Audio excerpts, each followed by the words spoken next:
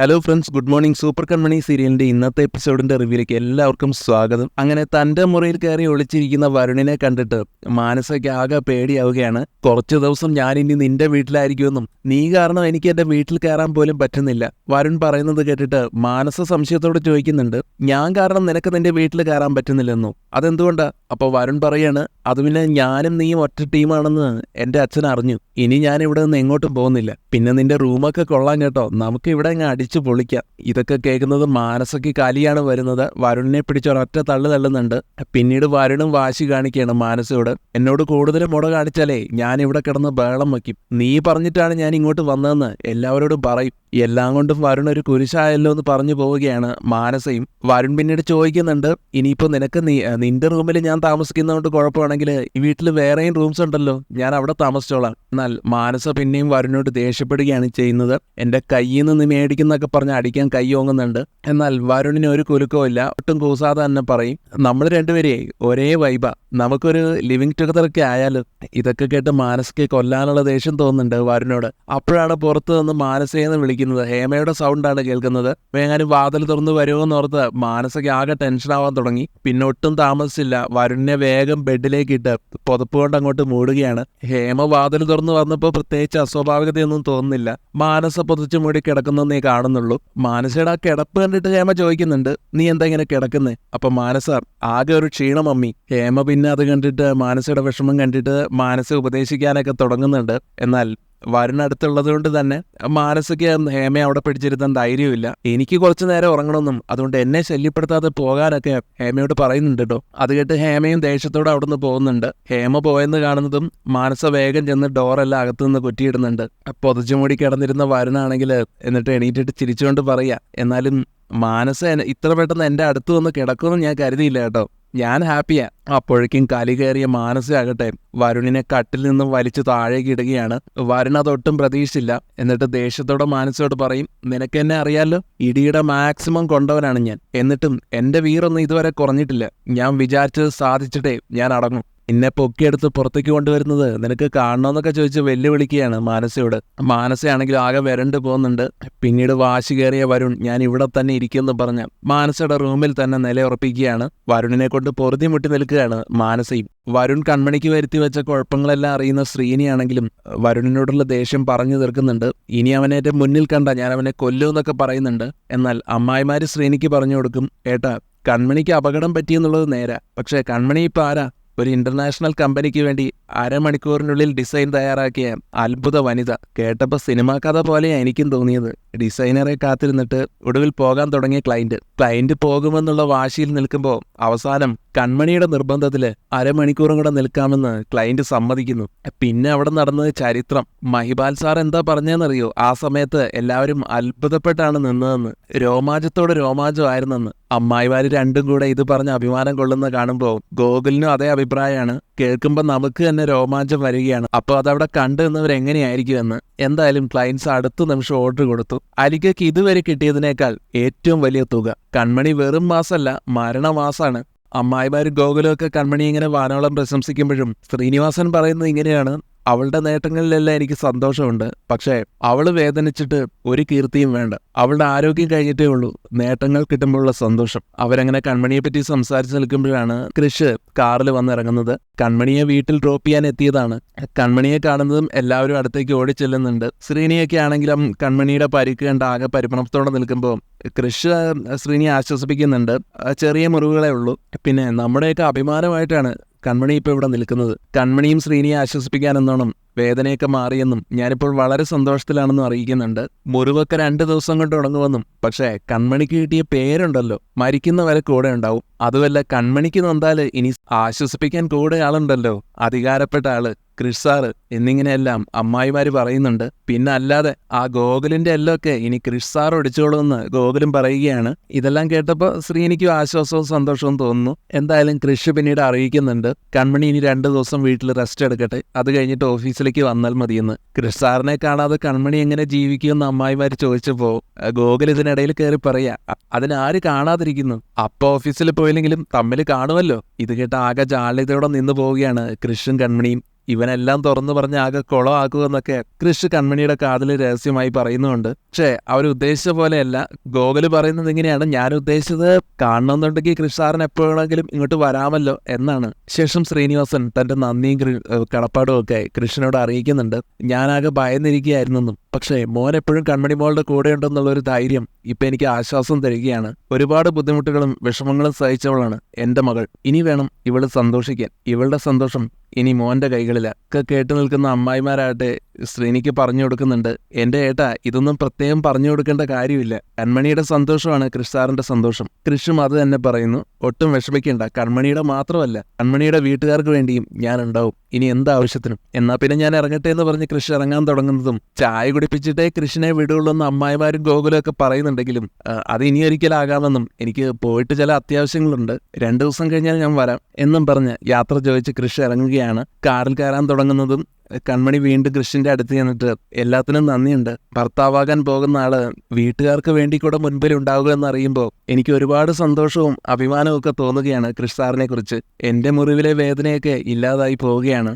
കൃഷും ഇതൊക്കെ കേട്ട് സന്തോഷത്തോടെ സ്നേഹത്തോടെ കൺമണിയുടെ കവിളത്തെല്ലാം തലോടുന്നുണ്ട്. എന്നാൽ കൃഷി പോകുന്നതിന് മുമ്പ് കൺമണി ആ കാര്യം ചോദിക്കുന്നുണ്ട്: എന്തോ സർപ്രൈസ് ഉണ്ടെന്ന് എന്നോട് പറഞ്ഞില്ലായിരുന്നു, എന്താണത്? എന്നാൽ കൃഷി അപ്പോഴും അത് തുറന്നു പറയുന്നില്ല.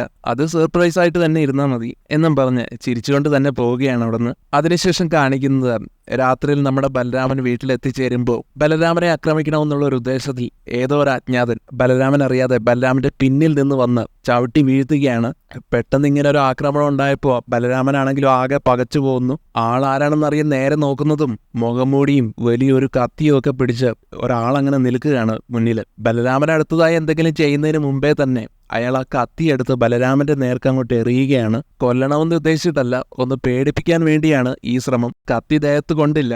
ഇയാളുടെ ഈ പ്രവൃത്തിയെല്ലാം കണ്ട് ബലരാമനാണെങ്കിലും ആകെ ഭീതിയോടെ നോക്കുന്നുണ്ട്. അപ്പൊ അയാൾ ഒരു താക്കീതെന്ന പോലെ പറയുകയാണ്: ഇനി സാഗർ കുടുംബത്തിൽ കയറി കളിച്ച ഈ കത്തി കയറുന്നത് നിന്റെ കഴുത്തിലായിരിക്കും. ഇതും പറഞ്ഞിട്ട് അയാൾ അങ്ങോട്ട് പോകുന്നു. ബലരാമനാണെങ്കിൽ ഒരു എത്തും പിടിയും കിട്ടുന്നില്ല. പെട്ടെന്ന് ഇങ്ങനെയൊക്കെ സംഭവിച്ചതിന്റെ ആ ഷോക്കിൽ അങ്ങനെ ഇരിക്കുകയാണ്. അപ്പോഴത്തേക്കും നമ്മുടെ ഭാഗ്യശ്രീ വരുന്നുണ്ട്. ബലരാമൻ തനിക്ക് നേരെ എറിഞ്ഞ് ആ കത്തിയൊക്കെ എടുത്ത് നോക്കുന്നുണ്ട് കേട്ടോ. ബലരാമൻ മുറ്റത്ത് കിടക്കുന്നത് കണ്ടിട്ട് ഭാഗ്യശ്രീ ഇതെന്താണെന്ന് ചോദിച്ച് ബലരാമനെ അവിടുന്ന് എഴുന്നേൽപ്പിക്കാനൊക്കെ സഹായിക്കുന്നുണ്ട്. കത്തിയെല്ലാം പിടിച്ചിരിക്കുന്ന ബലരാമനെ കണ്ടിട്ട് ഇതെന്താണ് കത്തിയൊക്കെ കയ്യിൽ, ആരെങ്കിലും അപായപ്പെടുത്താൻ ശ്രമിച്ചോ? അപ്പോൾ ബലരാമൻ കിതപ്പോടെ പറയാണ്: ആരാണെന്നറിയില്ല, മുഖംമൂടി വെച്ച ഒരാള് എന്നെ ആക്രമിച്ചു. അത് കേൾക്കുന്നതും ഭാഗ്യശ്രീ ആകെ ടെൻഷൻ ആവുന്നുണ്ട്. നമുക്ക് ഉടനെ തന്നെ പോലീസിനെ അറിയിക്കാന്ന് പറയുന്നുണ്ട്. എന്നാൽ അതൊന്നും വേണ്ടെന്നാണ് ബലരാമന്റെ അഭിപ്രായം. ഭാഗ്യശ്രീ പിന്നെയും ബലരാമനെ നിർബന്ധിക്കുന്നുണ്ട് പോലീസിൽ അറിയിക്കാന്ന് പറഞ്ഞിട്ട്. ഇതങ്ങനെ വിട്ടുകളയേണ്ട കാര്യമില്ല, കാര്യം സീരിയസ് ആണ്. ഏട്ടനെ കൊല്ലാനാണ് ശ്രമിച്ചിരിക്കുന്നത്. പക്ഷേ ബലരാമൻ അതിന് താല്പര്യമില്ല. ബലരാമൻ പറയും: പോലീസിൽ അറിയിക്കണ്ട, പോലീസിൽ അറിയിച്ചാൽ അച്ഛനെ ചിലപ്പോൾ അറസ്റ്റ് ചെയ്യും. സാഗർ സാറിന്റെ കുടുംബത്തിൽ കയറി കളിച്ചാൽ ഈ കത്തി കഴുത്തിലായിരിക്കുമെന്നാണ് അയാൾ എന്നോട് പറഞ്ഞത്. സാഗർ ആയിരിക്കും തന്നെ കൊല്ലാൻ വേണ്ടി ഇങ്ങനെ ഒരാളെ അയച്ചതെന്ന് ബലരാമൻ ഒരു നിമിഷത്തേക്ക് ചിന്തിക്കുന്നുണ്ടെങ്കിലും പിന്നീട് മറിച്ചും ചിന്തിക്കുന്നുണ്ട്: ഇല്ല, ഒരിക്കലും അങ്ങനെ ഉണ്ടാവില്ല. അച്ഛൻ ഒരിക്കലും അങ്ങനെ ചെയ്യില്ല. ഇത് മറ്റാരോ ആണ്. ഭാഗ്യശ്രീ പിന്നെയും നമുക്ക് ഇക്കാര്യം പോലീസിൽ അറിയിക്കാമെന്ന് തന്നെയാണ് ബലരാമനോട് പറയുന്നത്. പോലീസ് കണ്ടുപിടിക്കട്ടെ, സാഗർ സാറാണോ അതോ മറ്റാരെങ്കിലും ആണോ ഇതിന് പിന്നിലെന്ന്. ബലരാമൻ പിന്നെയും വേണ്ടെന്ന് പറയുന്നുണ്ട്. തുടർന്ന് ഭാഗ്യശ്രീ പറയുന്നുണ്ട്: ഏട്ടന്റെ കാറിന്റെ സൗണ്ട് കേട്ടു, പക്ഷേ അകത്തേക്ക് വന്നതുമില്ല. അതാണ് ഞാൻ പുറത്തേക്ക് വന്ന് നോക്കിയത്. എന്തായാലും ഇനി ഇവിടെ പുറത്തിരിക്കുന്നത് സേഫ് അല്ല, അവരെങ്ങാനും പിന്നെയും വന്നാലോ, അതുകൊണ്ട് നമുക്ക് അകത്തേക്ക് പോകാമെന്ന് പറഞ്ഞ് ബലരാമനെ വിളിക്കുകയാണ്. പെട്ടെന്ന് എന്തൊക്കെയോ ചിന്തകളിൽ മുഴുകിയിരിക്കുന്ന ബലരാമനെ അകത്തേക്ക് നിർബന്ധിച്ച് കൂട്ടിക്കൊണ്ടു പോവുക തന്നെയാണ് ഭാഗ്യശ്രീ. അതിനുശേഷം സാഗർ ഫോണിൽ ആരോടോ സംസാരിക്കുന്നുണ്ട്. മറുവശത്തുള്ള ആളോട് ഇങ്ങനെയാണ് പറയുന്നത്: ഞാനാണ് കാര്യങ്ങൾ ഏൽപ്പിച്ചതെന്ന് ആരും അറിയാൻ പാടില്ല. അത്യാവശ്യമായിട്ട് ആ കാര്യങ്ങളൊക്കെ ചെയ്യണം. പിന്നെ ഇനി വിളിക്കുമ്പോഴേ മറ്റേ നമ്പറിൽ വിളിച്ചാൽ മതി. പറഞ്ഞത് നടത്തി തരണം. ആരോടോ ഇങ്ങനെയെല്ലാം പറഞ്ഞ് ഏർപ്പാടാക്കുന്ന സമയത്ത് കൃഷി സാഗറിന്റെ അടുത്തേക്ക് വരികയാണ്. കൃഷിനെ കണ്ടതും സാഗർ ധൃതിപ്പെട്ട് ഫോൺ കട്ട് ചെയ്യുന്നുണ്ട്. ഞാൻ പിന്നെ വിളിക്കാന്ന് പറഞ്ഞിട്ട്. എന്നിട്ട് കൃഷി ചോദിക്കുകയാണ് സാഗറിനോട്: എന്താണ് സാഗറെ ഒരു കള്ളലക്ഷണം, മൊത്തത്തിലൊരു ഒളിച്ചുകളി പോലെ? സാഗർ മറുപടിയായിട്ട് പറയുന്നത്: നിന്റെ അച്ഛനല്ലേടാ ഞാൻ, അപ്പൊ നിന്റെ ചില കള്ളത്തരങ്ങള് എനിക്കും കിട്ടാതിരിക്കുകയോ? കൃഷി ഉടനെ അത് തിരുത്തും. അത് തിരിച്ചല്ലേ പറയേണ്ടതെന്നും അച്ഛന്റെ സ്വഭാവം മക്കൾക്കല്ലേ കിട്ടുക.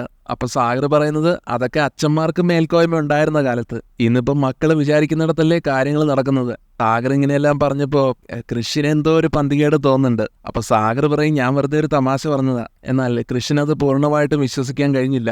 സാഗറിന്റെ മുഖത്ത് എന്തോ ഒരു ടെൻഷൻ നേളിക്കുന്നതായിട്ട് കൃഷി കണ്ടെത്തുകയാണ്. മാത്രമല്ല സുജാതയും തിരക്കുന്നുണ്ട്. എന്തോ ഒരു സർപ്രൈസ് ഉണ്ടെന്ന് പറഞ്ഞിട്ട് അതെന്താണെന്ന് എനിക്കിതുവരെ മനസ്സിലായില്ലെന്ന് പറഞ്ഞു നിൽക്കുന്ന സമയത്താണ് കൃപ വന്നിട്ട് സാഗറിനെ അറിയിക്കുന്നത്, അച്ഛാ കാര്യങ്ങളെല്ലാം സെറ്റ് ചെയ്തു, ഇനി ഡേറ്റ് മാത്രം ഫിക്സ് ചെയ്താൽ മതിയെന്ന്. എന്തിന്റെ തീയതിയാന്ന് കൃഷി ചോദിക്കുമ്പോഴും കൃപ അപ്പോഴും അത് തുറന്നു പറയുന്നില്ല. അതൊക്കെയുണ്ട്, പിന്നെ കാര്യങ്ങളെല്ലാം പറയേണ്ടവർ പറഞ്ഞോളും. അമ്മയുടെ കാര്യം തന്നെയാണ് ഞാൻ പറഞ്ഞത്. അമ്മ പറയും ഒരു കിഡ് സർപ്രൈസ് ആണ്. കൃപ ഇങ്ങനെയെല്ലാം പറയുന്നുണ്ടെങ്കിലും കൃഷി ആകെ ക്ഷമ നശിച്ചു നിൽക്കുന്നതുകൊണ്ട് തന്നെ പറയുന്നുണ്ട്, ഇങ്ങനെ സർപ്രൈസ് എന്ന് എപ്പോഴും പറയുന്നതല്ലാതെ അതാരും ഒന്നും വ്യക്തമാക്കുന്നില്ലല്ലോ. ഏതായാലും ഞാൻ അമ്മയെ പോയെന്ന് കാണട്ടെ എന്ന് പറഞ്ഞ് കൃഷി പോകാൻ തുടങ്ങുന്നതും കൃഷിനെ തടയുകയാണ് സാഗർ. എന്നിട്ട് എനിക്ക് കുറച്ച് കാര്യങ്ങൾ നിന്നോട് സംസാരിക്കാനുണ്ടെന്ന് അറിയിക്കുന്നു. കൃഷിനോട് മാത്രമായിട്ടാണ് സാഗറിന് സംസാരിക്കേണ്ടതെന്ന് മനസ്സിലാക്കുന്ന കൃപയാണെങ്കിലും എന്ത് കാര്യമാണെന്നുണ്ടെങ്കിലും തന്നോടും അത് പിന്നെ പറഞ്ഞേക്കണം എന്നുള്ളൊരു നിബന്ധന വെച്ച് അവരെ സംസാരിക്കാൻ അനുവദിച്ചത് തൽക്കാലം അവിടുന്ന് പോകുന്നുണ്ട്.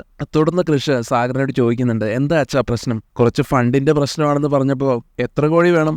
1 കോടിയോ അതോ 2 കോടിയോ? എന്നാൽ ഇതൊന്നുമല്ല, 200 കോടിയെന്ന് സാഗർ പറഞ്ഞത് കേട്ട് കൃഷി ഒന്ന് ഷോക്ക്ഡ് ആവുന്നുണ്ട്. 200 കോടി അടിയന്തരമായിട്ട് വേണമെന്ന് സാഗർ പറഞ്ഞത് കേട്ട് അതിന് മാത്രം ഇപ്പൊ എന്ത് എമർജൻസിയാണ് സംഭവിച്ചതെന്നും കൃഷി ചോദിക്കുന്നുണ്ട്.